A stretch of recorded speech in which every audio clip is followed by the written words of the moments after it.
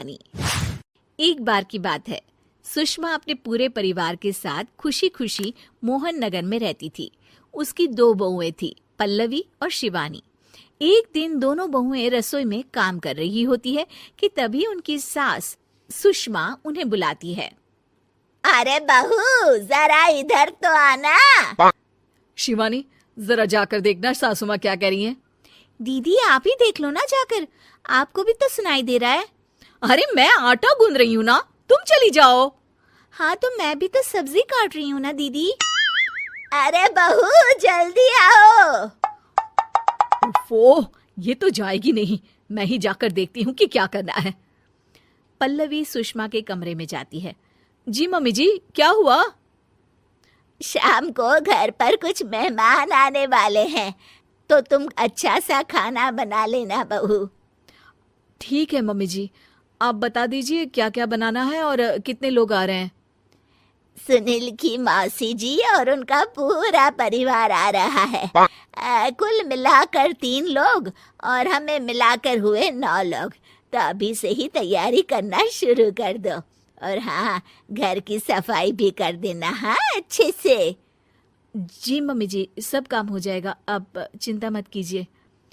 पल्लवी शिवानी को घर में मेहमान आने वाले हैं इसके बारे में बताती है। क्या 9 लोगों का खाना बनाना होगा, घर की सफाई करनी है?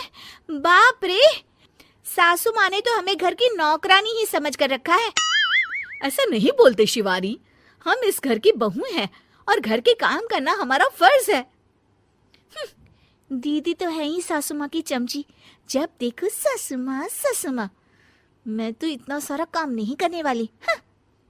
शिवानी कपड़े लेकर गमला साफ कर रही होती है और चक्कर आने का नाटक करने लगती है।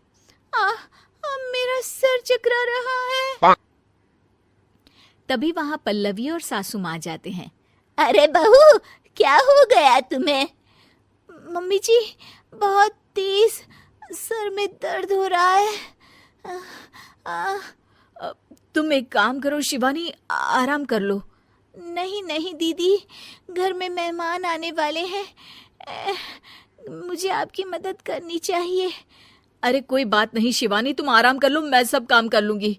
ठीक है दीदी, अगर आप इतना कह रही हैं तो आराम कर लेती हूँ। शिवानी आराम से अपने कमरे में मैगजीन पढ़ रही होती है। इसे कहते हैं आराम की जिंदगी। इतना सारा काम। चलो सारा काम खत्म हो गया, शिवानी को देख आती हूँ। शिवानी अपने कमरे में ईयरफोन में गाने सुनते सुनते सो जाती है और उसके साइड में मैगजीन भी रखी होती है। पल्लवी वहां आ जाती है और वो सब देखती है। ओहो, तो मतलब सब काम चोरी का बहाना था। अभी बताती हूँ इसको। घर का सारा काम मुझे करना पड़ा और ये महारानी यहाँ मैगजीन पढ़ रही है, गाने सुन रही है। पल्लवी रसोई से एक प्लेट और चम्मच लेकर आती है और शिवानी को थाली बजाकर उठाने लगती है। शिवानी अचानक से उठती है। उठ गई महारानी, गाने भी सुन लिए, मैगजीन भी पढ़ ली। तुम तो बहुत बड़ी झूठी निकली शिवानी। तुमने सर दर्द का बहाना बनाया ताकि काम करने से बच सको। हाँ बनाया बहाना, तो क्या करती, इतने सारे काम करती। मुझे कोई शौक नहीं है चापलूसी का। क्या चापलूसी? तुम्हें लगता है कि मैं सारे काम चापलूसी के लिए कर रही हूँ? और नहीं तो क्या। तभी वहां सासू माँ आ जाती हैं। अरे बहू, वो लोग बस आने ही वाले हैं, तुम तैयारियां कर लो। जी सासू माँ, तुझे तो मैं बाद में देखती हूँ। सब खाना खाने बैठते हैं और खाना शुरू करते हैं। तभी सुनील की मौसी बोलती है। वाह भाई वाह, खाना तो बहुत ही अच्छा बना है सुषमा जी, एक एक चीज में क्या स्वाद है। ये सुनकर शिवानी मुंह बना लेती है। उसे अपनी जेठानी की इतनी तारीफ रास नहीं आती।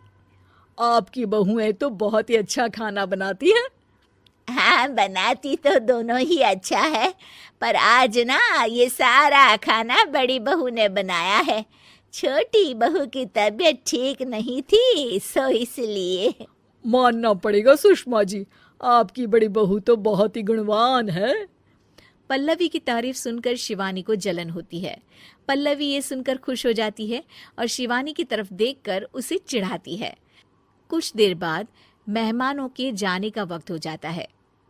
मौसी जी सबके लिए उपहार लाई होती है। वो सबको शगुन के पैसे देती हैं और अंत में पल्लवी के पास आती है।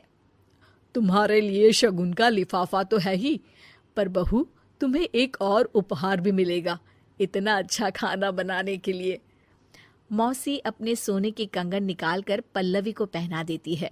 ये लो, ये मेरे मनपसंद कंगन है, अब से ये तुम्हारे हुए।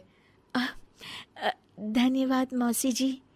ये देखकर शिवानी तो पूरी तरह से जल जाती है और गुस्से से रसोई में चली जाती है। तभी वहां पल्लवी आ जाती है और उसे अपने कंगन दिखाने लगती है।